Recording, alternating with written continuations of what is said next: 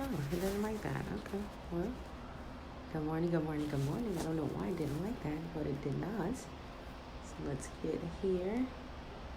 Okay, phone, you're doing something weird this morning, but it's okay. Good morning, good morning, good morning. Good morning, good morning, good morning. Day 9.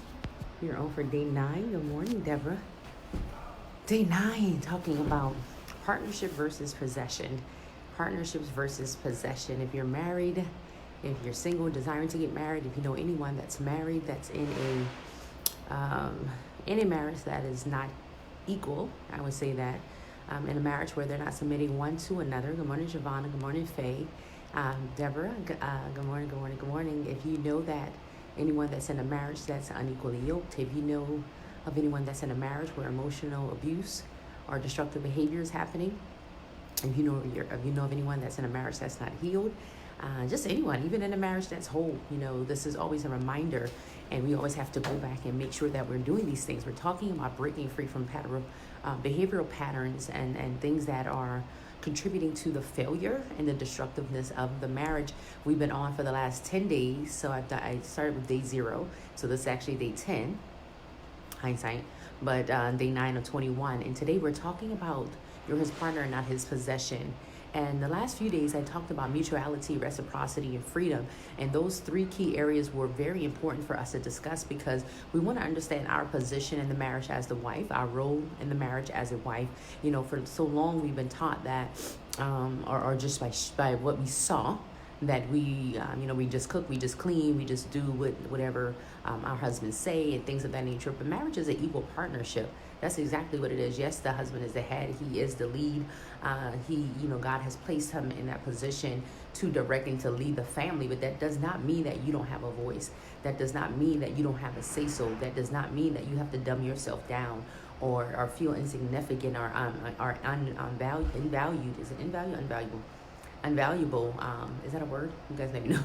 That you can't feel valuable in that marriage because there's a lot that you bring to the table as well. So let's say case in point, you're in a marriage where finances are not being shared equally, or you are in the dark when it comes to the finances. You get an allowance, but you have no idea what's going on with the money. You don't know how much money your husband has. You don't know how much he makes. You don't know what you guys have in the bank. You don't know what's going on because you're left in the dark and you're just being told that, hey, I'm in charge of the finances. Or it could be something else. It could be something else, even with the children. I'm in charge of this. Don't worry about that. No, marriage is an equal partnership. And at any time that you're not able to have these equal discussions and be able to share very candidly and very transparently with your partner, then that's a problem. And that means that one person is trying to hold all the power per se in the marriage. That person wants to be in control, and that person wants to have authority over you. You're not a child. You are a grown person. You are an adult woman, an adult man, an adult male, an adult female. And at no time should the other person feel like they have the power and the authority over you. You talk about things when it comes to the finances. You talk about things together when it comes to the children. You may not always agree on everything, and that is quite all right because you're 2 different people. But at least you're talking about it. At least you're coming up with solutions. Your opinion matters as well as his or her opinion matters. No one opinion trumps the other person's opinion. And then you come to an understanding and an agreement after that conversation. You should be having regular meetings and just discussing different business topics and finance topics. True story. I just texted my husband and say, hey, what day next week are we going to have our business and our financial meeting? Because we need to talk about those things, right? We can't, thank you, Donna, girls code out here. We can't just go through life willy-nilly and thinking that things are just going to work itself out when we're not having that conversation. Just like on a job. You can't just go on your job and just start completing tasks and you're not getting instructions or you don't know the vision of the organization. If you have a business, you can't just start doing things and you don't know the vision of the organization. What is the goal of the marriage? What is the goal of your relationship? What is the goal of you being a wife or of you being a husband? We have to know those things and work toward that goal. So marriage is, to me, like a partnership. It's a business. It's like a business, right? You show up every single day. You do what's necessary every single day. You're always analyzing to see how you can do things differently, how you can do things better. But here's the catch. It takes both of you guys doing that. You can't turn a bad marriage into a good marriage just by yourself.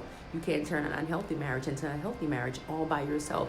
Your partner at some point has to come on board. At some point, they have to see how they're contributing to the destruction, the failure, or the unhappiness or uneasiness of that marriage. They have to be open and honest with themselves. They have to be transparent. They have to let go of their pride and let go of their ego and say, you know what, I'm just as at fault as you are. You know, we're both at fault. And I often say that it's not the marriage that has the issue, it's the people that's in the marriage.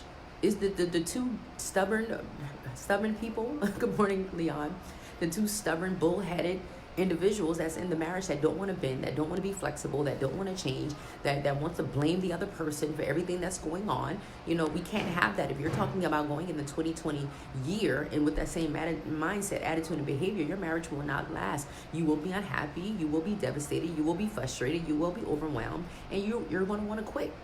If not, just walk out completely. So we want to prevent those things, you guys. So this is the purpose for me being on here. We want to prevent destruction in marriages. We want to prevent emotional abuse in marriage. We want it to stop. We want it to stop. We want it to stop.